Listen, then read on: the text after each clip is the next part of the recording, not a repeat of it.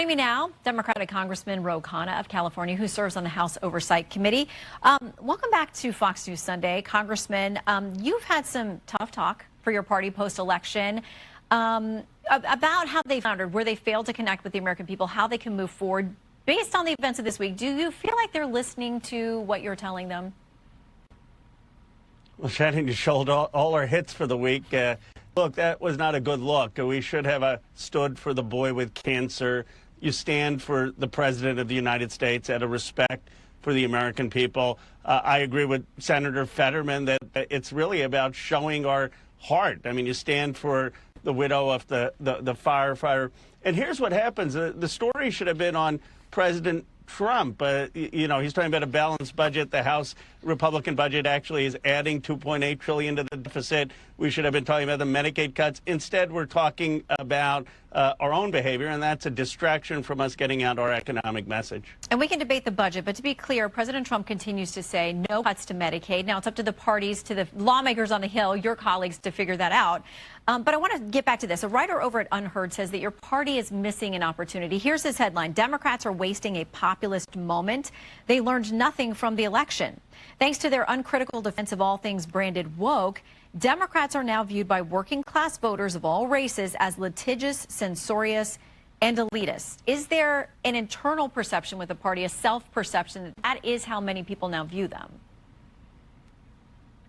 I think we have to make sure that we are patriots. We convey that we love this country. It's the greatest country. Where we understand that the working class and middle class got shafted in America because of corporate offshoring, because industries left, and that we're the party that's going to make us a manufacturing superpower again. We're the party that's going to stand up for Medicaid and health insurance. We're the party that's going to be for raising wages.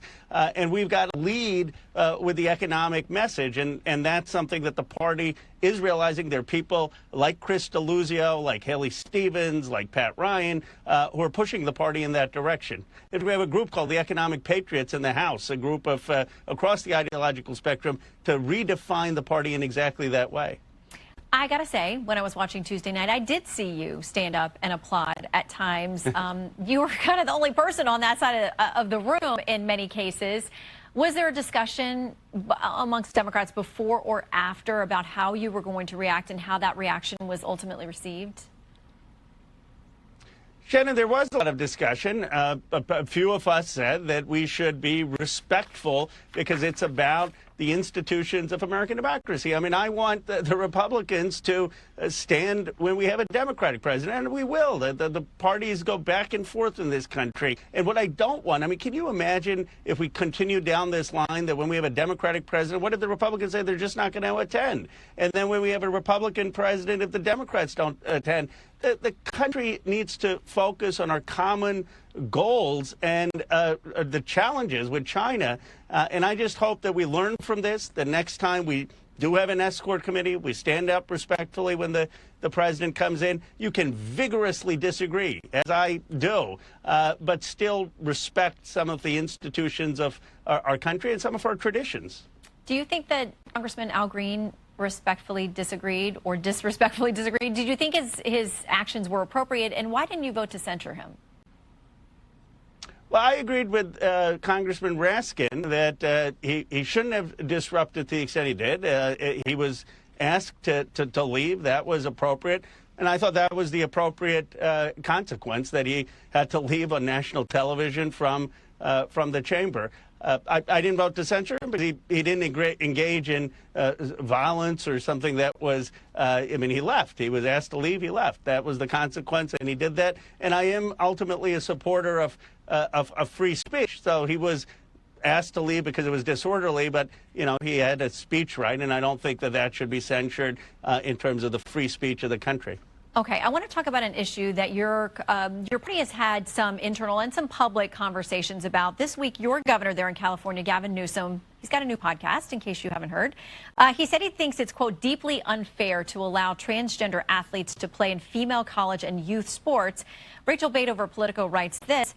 Quote, why the hell has it taken this long for a high-profile Democrat to say what most people in the country are thinking? She goes on to note, a January New York Times Ipsos poll found 79% of the public believe trans athletes should not play in women's sports.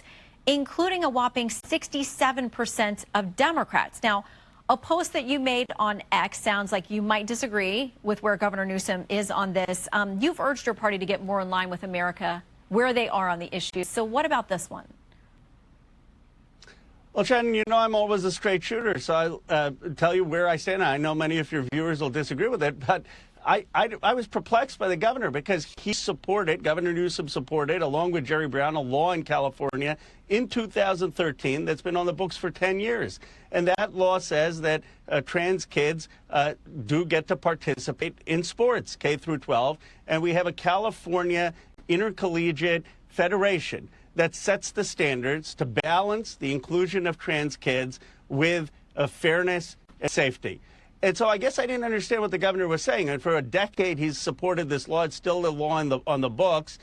Is he saying we need to repeal that law?